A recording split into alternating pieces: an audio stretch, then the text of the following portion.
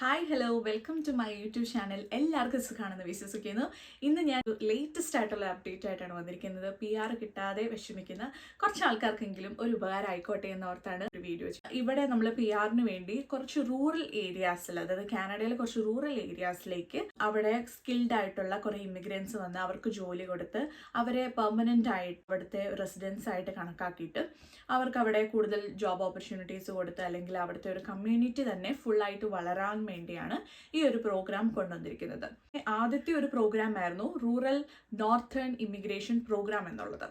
RNIP എന്ന് പറയും. അത് 2019 ജാനുവരി 24 അത് ഒഫീഷ്യലി ലോഞ്ച് ആയിരിക്കുന്നത്. ഇപ്പോൾ അത് തൽക്കാലത്തേക്ക് നിർത്തിവെച്ചേക്കാണ്. 5 ഇയർ പ്രോഗ്രാം ആയിട്ടാണ് ഈ ഒരു പ്രോഗ്രാം എപ്പോഴും വരിക. അപ്പോൾ ഈ RNIP എന്ന പ്രോഗ്രാം ഇപ്പോൾ ഓഗസ്റ്റ് 31, 2024 അതിപ്പോൾ നിർത്തിവെച്ചിരിക്കുന്നത് തൽക്കാലത്തേക്ക്.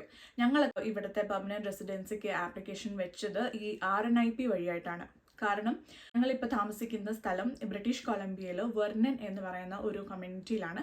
ഇവിടെ അങ്ങനെ ഒരു പ്രോഗ്രാം വന്നപ്പം ഞങ്ങൾ പെർമനന്റ് റെസിഡൻസിക്ക് വേണ്ടി അപ്ലൈ ചെയ്യുകയായിരുന്നു. പ്രോസസ്സ് എങ്ങനെയാണെന്നുള്ളത് പറയാം. ഈ ഒരു പുതിയ അപ്ഡേറ്റ് എന്ന് പറയുന്നത് അതിൻ്റെ പേര് RCIP എന്നാണ്. അപ്പം അതിൻ്റെ പ്രോപ്പർ പേപ്പർ വർക്കും കാര്യങ്ങളൊക്കെ അത് നടക്കുന്നേ ഉള്ളൂ. എന്തായാലും ഉടനെ തന്നെ IRCC അത് അനൗൺസ് ചെയ്യും. അത് നല്ലൊരു പ്രോഗ്രാമാണ്. പുതുതായിട്ട് വരുന്ന നമ്മുടെ ഇമിഗ്രൻസിന്, സ്കിൽഡ് ആയിട്ടുള്ളൊരു ഇമിഗ്രൻസിന് ഒരു ജോബ് ഓഫർ ഉണ്ടെങ്കിൽ ഉറപ്പായിട്ടും പെർമനന്റ് റെസിഡൻസിക്ക് വേണ്ടി റെക്കമെൻഡ് ചെയ്യുന്ന ഒരു പ്രോഗ്രാമാണ് ഈ RCIP എന്ന് പറയുന്നത്. അത് 2024 നമ്മൾ IRCC അത് ലോഞ്ച് ചെയ്തിട്ടുണ്ട്. പക്ഷെ അതിൻ്റെ കാര്യങ്ങൾ, അതിൻ്റെ വേറെ അനൗൺസ്മെൻറ്റും കാര്യങ്ങളൊക്കെ പുറകെ വരാനിരിക്കുന്നേ ഉള്ളൂ. അപ്പോൾ എന്തായാലും നമ്മൾക്ക് കിട്ടിയ ഒരു ചെറിയ അറിവെന്ന് പറഞ്ഞു കഴിഞ്ഞാൽ റൂറൽ നോർത്തേൺ ഇമിഗ്രേഷൻ പ്രോഗ്രാം പോലെ തന്നെ ഏകദേശം ഒരേ ക്രൈറ്റീരിയ തന്നെയാണ് അതിലും വരുന്നത്. റൂറൽ നോർത്തേൺ ഇമിഗ്രേഷൻ പ്രോഗ്രാം വളരെ സക്സസ് ആയിട്ടുള്ള ഒരു പ്രോഗ്രാം ആയിരുന്നു. കാരണം ഒരുപാട് ആളുകൾക്ക് അതുവഴി പെർമനന്റ് റെസിഡൻസി കിട്ടി. പിന്നെ ഒരുപാട് ആളുകൾ അങ്ങനെ കിട്ടിയ ആ ഒരു പെർമനന്റ് റെസിഡൻസി വഴിയായിട്ട് ഈ റൂറൽ കമ്മ്യൂണിറ്റീസിൽ തന്നെ അവർ വീട് വാങ്ങിച്ച് അല്ലെങ്കിൽ അവർ സെറ്റിലായി അവർ ലൈഫ് മുന്നോട്ട് കൊണ്ടുപോകുന്നുണ്ട്. അപ്പം അങ്ങനെ ഒരു റൂറൽ ഡെവലപ്മെന്റ് എന്നുള്ളൊരു മിഷനോട് കൂടിയാണ് ഈ IRCC ഈ ഒരു പ്രോഗ്രാം ചെയ്തിരിക്കുന്നത്. അപ്പോൾ അടുത്തതായിട്ട് നമ്മൾ കാണാൻ പോകുന്നത് ഹൂ ക്യാൻ അപ്ലൈ, ആർക്കൊക്കെയാണ് ഈ ഒരു RCIP അപ്ലൈ ചെയ്യാൻ പറ്റുന്നത്, ആരൊക്കെയാണ് ഇതിൽ എലിജിബിൾ ആയിട്ടുള്ളത്. ഒന്നാമത്തെ കാര്യം, അതിനൊരു വാലിഡ് ടെമ്പററി ഒരു സ്റ്റാറ്റസ് ഉണ്ടായിരിക്കണം. അതായത് ഇപ്പോൾ ഒരു വർക്ക് പെർമിറ്റ് ഉള്ള ഒരാളാണെങ്കിൽ അവർക്ക് അപ്ലൈ ചെയ്യാം. പിന്നെ വേറൊരു കാര്യം എന്ന് പറയുന്നത് അവർക്ക് വർക്ക് എക്സ്പീരിയൻസ് ഉണ്ടായിരിക്കണം. അവർക്ക് ഒരു വർഷം, മിനിമം ഒരു 1 ഇയർ എങ്കിലും ഒരു ഫുൾ ടൈം ഉണ്ടായിരിക്കണം. അല്ലെങ്കിൽ ഒരു ലാസ്റ്റ് 3 ഇയേഴ്സിൽ ഒരു പാർട്ട് ടൈം എങ്കിലും ഫുൾ ടൈമിനോട് ഇക്വലൻ്റ് ആയിട്ടുള്ള ഒരു അവേഴ്സ് അവർക്കുണ്ടായിരിക്കണം. മൂന്നാമതായിട്ട് പറയുന്നത് ലാംഗ്വേജ് പ്രൊഫിഷ്യൻസിയാണ്. ഒരുപാട് ലാംഗ്വേജ് ഒന്നും അവർ IELTS, ഒന്നെങ്കിൽ IELTS അല്ലെങ്കിൽ CELPIP, അതിൻ്റെ സ്കോറാണ് അവർ നോക്കുക. ഒരുപാട് സ്കോറൊന്നും വേണമെന്നില്ല. ജസ്റ്റ് അവർക്കൊരു മിനിമം ഒരു സ്കോർ ഒരു 5 എങ്കിലും നമ്മുടെ IELTSന് വേണ്ടി വരും. നാലാമതായിട്ട് ഇൻറ്റെൻറ്റ് ടു റിസൈഡ് ഇൻ കമ്മ്യൂണിറ്റി, അതായത് ഈ കമ്മ്യൂണിറ്റിയിൽ നമ്മൾ സെറ്റിൽ ആവാൻ നമ്മൾ താല്പര്യപ്പെടുന്നുണ്ടോ എന്നുള്ള കാര്യം അവർ അന്വേഷിക്കും. അഞ്ചാമതായിട്ട് നമ്മൾ ഇപ്പോൾ ഫാമിലി, നമ്മൾ ഡിപ്പെൻഡൻ്റ് ആയിട്ട് ആരെങ്കിലും നമ്മൾ സ്പോൺസർ ചെയ്യുന്നുണ്ടെങ്കിൽ അവർക്കുള്ളൊരു സഫിഷ്യൻറ്റ് ഫണ്ട് നമ്മുടെ അക്കൗണ്ടിൽ നമ്മൾ കാണിക്കേണ്ടതായിട്ടുണ്ട്. അപ്പം ഞങ്ങൾ ഈ RNIPക്ക് അപ്ലൈ ചെയ്തപ്പോഴത്തേക്കും നമ്മൾക്ക് ഈ കാര്യങ്ങളെല്ലാം അവർ ചോദിച്ചിരുന്നു. ഞാൻ പ്രൈമറി ആപ്ലിക്കൻ്റ് ആയിട്ട് ഞാനായിരുന്നു. കാരണം എൻ്റെ സ്പൗസ് എന്നെ ഡിപ്പെൻഡൻ്റ് ആയിട്ടാണ് വന്നത്. എൻ്റെ ജോലി സ്ഥലത്തിൽ നിന്ന് എംപ്ലോയേഴ്സ് എലിജിബിൾ ആയപ്പോൾ അവർ നമ്മളെ സപ്പോർട്ട് ചെയ്തിട്ട് RNIPക്ക് വേണ്ടിയിട്ട് അവർ നമ്മുടെ പേപ്പർ വർക്കും കാര്യങ്ങളൊക്കെ ചെയ്തു തരുമായിരുന്നു. അപ്പം എംപ്ലോയറിൻ്റെ സൈഡിൽ നിന്ന് ആകെ കുറച്ച് പേപ്പർ വർക്കുകളേ ഉള്ളൂ. അപ്പോൾ അവർ നമ്മളെ ഒന്ന് സപ്പോർട്ട് ചെയ്യുകയാണെങ്കിൽ PRന് അപ്ലൈ ചെയ്യാൻ പറ്റും. IELTSൻ്റെ പേപ്പർ വെച്ചു. അതുപോലെ തന്നെ നാട്ടിൽ ഡിഗ്രി ചെയ്തതിൻ്റെ വെസ്റ്റേൺ എഡ്യൂക്കേഷൻ സിസ്റ്റം അതിൻ്റെ ആ ഒരു പേപ്പർ വെച്ചു. പിന്നെ വെച്ചത് നമ്മൾ കമ്മ്യൂണിറ്റിയിൽ റിസൈഡ് ചെയ്യാൻ ആഗ്രഹിക്കുന്നുണ്ടോ, എത്ര നാൾ നമ്മൾ താമസിക്കാൻ ആഗ്രഹിക്കുന്നു, എന്തുകൊണ്ടാണ് ഈ കമ്മ്യൂണിറ്റിയിൽ വരുന്നത്, എന്തുകൊണ്ടാണ് ഇത് ഇഷ്ടപ്പെട്ടത്, അങ്ങനത്തെ ഒരുപാട് ചോദ്യങ്ങളുള്ള ഒരു ക്വസ്റ്റ്യനെയർ ഉണ്ട്. അത് നമ്മൾ ഫില്ലപ്പ് ചെയ്ത് കൊടുക്കണം. അപ്പോൾ ഇതെല്ലാം കൊടുത്തു കഴിഞ്ഞ് നമ്മുടെ ജോലിയുടെ അവർ പറയുന്ന ഒരു NOC എന്ന് പറഞ്ഞു കഴിഞ്ഞാൽ നാഷണൽ ഒക്യുപ്പേഷണൽ ക്ലാസിഫിക്കേഷനിലാണോ നമ്മുടെ ജോലി വരുന്നത്, ഇതെല്ലാം ചെക്ക് ചെയ്തിട്ട് ആദ്യം തന്നെ നമ്മുടെ ഈ RNIPയുടെ ഒരു ടീമുണ്ട്. ഇവിടെ അവർക്കൊരു ഇമെയിൽ അഡ്രസ്സ് ഉണ്ട്. നമ്മൾ ആ ഒരു ഇമെയിൽ അഡ്രസ്സിലേക്ക് നമ്മൾ RNIPയുടെ ഒഫീഷ്യൽ വെബ്സൈറ്റിൽ കയറി നമ്മൾ ഈ കാര്യങ്ങളെല്ലാം അപ്ലോഡ് ചെയ്തിട്ട് നമ്മൾ ആപ്ലിക്കേഷൻ ഇട്ട് കഴിഞ്ഞ് കഴിയുമ്പം ആ ഇമെയിൽ അഡ്രസ്സിൽ നമ്മൾ ഒരു ഇമെയിൽ അയക്കണം. ഇന്ന പോലെ നമ്മൾ RNIP ത്രൂ പെർമനന്റ് റെസിഡന്റ് ആവാൻ വേണ്ടിയുള്ള ആപ്ലിക്കേഷൻ ചെയ്തിട്ടുണ്ട്. അപ്പം ഇനി ഇതിൻ്റെ ബാക്കി ഫോർമാലിറ്റീസിലേക്ക് എന്താണെന്നുള്ളത് അറിയാൻ വേണ്ടിയുള്ള രീതിയിൽ നമ്മളൊരു ഇമെയിൽ അയക്കുക. അപ്പോൾ തന്നെ നമുക്ക് അതിനൊരു റിപ്ലൈ വരും.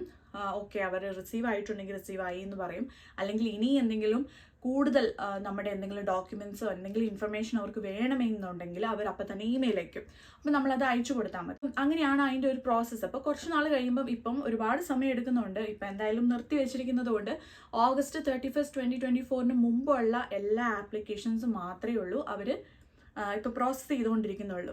അങ്ങനെ ആ കമ്മ്യൂണിറ്റി നമ്മളെ റെക്കമെൻഡേഷൻ കിട്ടിക്കഴിഞ്ഞ് കഴിഞ്ഞിട്ട് പിന്നെ യൂഷ്വൽ ആയിട്ടുള്ള നമ്മുടെ പെർമനൻറ്റ് റെസിഡൻസിയുടെ നോർമൽ ആപ്ലിക്കേഷൻ നമ്മൾ IRCCയിൽ ആപ്ലിക്കേഷനിൽ വെക്കുക. അപ്പോൾ ഒരുപാട് കാര്യങ്ങളൊക്കെ കൊടുക്കാനുണ്ട്. നമ്മുടെ ചെറുപ്പകാലം തൊട്ട് നമ്മുടെ പഠനകാലങ്ങൾ തൊട്ട് നമ്മുടെ എല്ലാം ബേസിക്കലി ഒരു ചരിത്രം മുഴുവൻ നമ്മൾ അതിലേക്ക് ആപ്ലിക്കേഷനിൽ. അപ്പോൾ എല്ലാത്തിനും അതിൻ്റെതായ അവർ ഒരു ഗൈഡ് തരുന്നുണ്ട് കേട്ടോ. ആ ഗൈഡ് നോക്കിയിട്ട് നമ്മളെല്ലാം ചെയ്താൽ മതി. എനിക്കെന്ന് പറഞ്ഞാൽ എൻ്റെ സ്പൗസിനെയും കൂടെ ഞങ്ങൾ ഒന്നിച്ച് PR ആവുന്നത് കൊണ്ട് 2 പേരുടെയും ഡീറ്റെയിൽസ് അതുപോലെ കൊടുക്കാനുണ്ടായിരുന്നു. അതെല്ലാം നമ്മൾ അതുപോലെ അപ്ലൈ ചെയ്തിട്ടാണ് നമ്മൾ പെർമനൻറ്റ് റെസിഡൻസി ആപ്ലിക്കേഷൻ വെച്ചത്. നമ്മുടെ വർക്ക് എക്സ്പീരിയൻസ് എന്ന് പറയുന്നത് ഉറപ്പായിട്ടും നമ്മൾ ഇവിടെ കുറച്ച് പ്രയോറിറ്റി സെക്ടേഴ്സ് അവർ പറയുന്നുണ്ട്. ആ ഒരു പ്രയോറിറ്റി സെക്ടേഴ്സ് ഇപ്പം ഫോർ എക്സാമ്പിൾ പറയുകയാണെങ്കിൽ ഹെൽത്ത് കെയർ, അതൊരു പ്രയോറിറ്റി സെക്ടറാണ്. ട്രേഡ്, അതായത് ഈ ജ്യൂസൊക്കെ ഡെലിവറി ചെയ്യുന്ന ആളുകൾ, അങ്ങനെയുള്ള ആളുകൾ, അതൊക്കെ ഒരു നമ്മുടെ പ്രയോറിറ്റി സെക്ടറിലാണ് വരുന്നത്. അപ്പം ഞാൻ ഒരു കൊറിയർ കമ്പനിയുടെ സൂപ്പർവൈസറായിട്ടായിരുന്നു വർക്ക് ചെയ്തത്. അപ്പം അതെല്ലാം ഒരു പ്രയോറിറ്റി സെക്ടറിൽ വരുന്നതുകൊണ്ടാണ് നമ്മൾക്കത് പെർമനൻറ്റ് റെസിഡൻറ്റിന് അപ്ലൈ ചെയ്യാൻ പറ്റിയത്. ഇപ്പം ഈ പുതിയ RCIPയിൽ അനൗൺസ് ചെയ്യാൻ പോകുന്നതിനകത്തും കുറച്ച് ക്രൈറ്റീരിയാസ് അവർ വെച്ചിട്ടുണ്ട് ഏതൊക്കെ ഒക്യുപ്പേഷനിലാണ് അവർക്ക് വേണ്ടത്. കാരണം അവർ കൂടുതലും നോക്കുക ആ ഒരു റൂറൽ കമ്മ്യൂണിറ്റിക്ക് എന്താണ് ആവശ്യം, ആരെയാണ് കൂടുതൽ ആവശ്യം, അവർ ആരെയൊക്കെ കൂടുതൽ എംപ്ലോയ് ചെയ്ത് കഴിഞ്ഞാൽ അവരുടെ എക്കണോമിക്കലി കമ്മ്യൂണിറ്റി എങ്ങനെ വളരും, ഇതൊക്കെയാണ് അവരുടെ ആ ഒരു ഇൻറ്റൻഷൻ എന്ന് പറയുന്നത്. അപ്പം അതിനനുസരിച്ച് മാത്രമേ ഉള്ളൂ അവർ ഇമിഗ്രൻസിനെ ചൂസ് ചെയ്യുള്ളൂ. അടുത്തതായിട്ട് ഒരു കാര്യം എന്ന് പറഞ്ഞാൽ ഈ പ്രയോറിറ്റി ഒക്യുപ്പേഷൻ ആരാണ് ഡിസൈഡ് ചെയ്യുന്നത്? എക്കണോമിക് ഡെവലപ്മെൻറ്റ് ഓർഗനൈസേഷൻ പ്രയോറിറ്റി സെക്ടറിനെ ഡിസൈഡ് ചെയ്യുന്നത് എന്ന് വെച്ച് കഴിഞ്ഞാൽ ആ ഒരു കമ്മ്യൂണിറ്റിയിലെ ആവശ്യങ്ങൾ അനുസരിച്ചാണ്, അല്ലെങ്കിൽ എവിടെയൊക്കെയാണ് എംപ്ലോയീസിന് വേണ്ടത് അതിന് ആവശ്യമനുസരിച്ച് മാത്രമാണ് അവരത് ഡിസൈഡ് ചെയ്യുന്നത്. ഒരു ക്വസ്റ്റ്യൻ എന്ന് പറയുന്നത് ഈ RCIPയിൽ എംപ്ലോയീസിന് എന്താണ് റിക്വയർമെൻറ്റ്, അവരെന്താണ് ചെയ്യേണ്ടത്, അതായത് എല്ലാ എംപ്ലോയീസിനും RCIPയിൽ സപ്പോർട്ട് ചെയ്യാൻ പറ്റുമോ? ഒന്നാമത്തെ കാര്യം, അവർക്ക് ഈ ഒരു കമ്മ്യൂണിറ്റിയിൽ ഒരു ജെന്യുവിൻ ആയിട്ടുള്ള ഒരു ബിസിനസ് ഉണ്ടായിരിക്കും. രണ്ടാമത്തെ കാര്യം എന്ന് പറയുന്നത് അവർ കംപ്ലീറ്റ്ലി മാൻഡേറ്ററി ആയിട്ടുള്ള ഇന്റർ കൾച്ചറലും ഓൺബോർഡിങ് ട്രെയിനിങ്ങും അവർ കംപ്ലീറ്റ് ചെയ്യേണ്ടതായിട്ടുണ്ട്. മൂന്നാമതായിട്ട് അവർ സെറ്റിൽമെൻറ്റ് ഫണ്ട്, അവർ സെലക്ട് ചെയ്യുന്ന ആ ഒരു ആപ്ലിക്കൻസിന് സെറ്റിൽമെൻറ്റ് ഫണ്ട് കൊടുക്കാനായിട്ട് അവർ തയ്യാറാണോ എന്ന് ഉള്ള കാര്യം അന്വേഷിക്കുന്നുണ്ട്. അടുത്തതായിട്ട് ലേബർ സേഫ്റ്റി സ്റ്റാൻഡേർഡ്സുമായിട്ട് അവർ കാര്യങ്ങളെല്ലാം അവർ നോക്കുന്നുണ്ടോ എന്നുള്ളത് മെയിനായിട്ട് അവർ നോക്കും. ഇന്റർനാഷണൽ സ്റ്റുഡൻസ് ആയിട്ടുള്ളവർക്ക് അപ്ലൈ ചെയ്യാൻ പറ്റുമോ എന്നുള്ളതാണ് അടുത്ത ചോദ്യം എന്ന് പറയുന്നത്. ഇന്റർനാഷണൽ സ്റ്റുഡൻസിന് അപ്ലൈ ചെയ്യാം, യെസ്. പക്ഷെ അതിന് കുറച്ച് കണ്ടീഷൻസ് ഉണ്ട്. അവർ പറയുന്ന ആ ഒരു കമ്മ്യൂണിറ്റിയിലെ ഏതെങ്കിലും ഒരു കോളേജിലായിരിക്കണം അവർ പഠിച്ചിരിക്കുക. അതുപോലെ തന്നെ 18 monthsന് മുകളിലുള്ള ഒരു ഫുൾ ടൈം കോഴ്സ് ആയിരിക്കണം അവർ ചെയ്തിട്ടുണ്ടാവുക.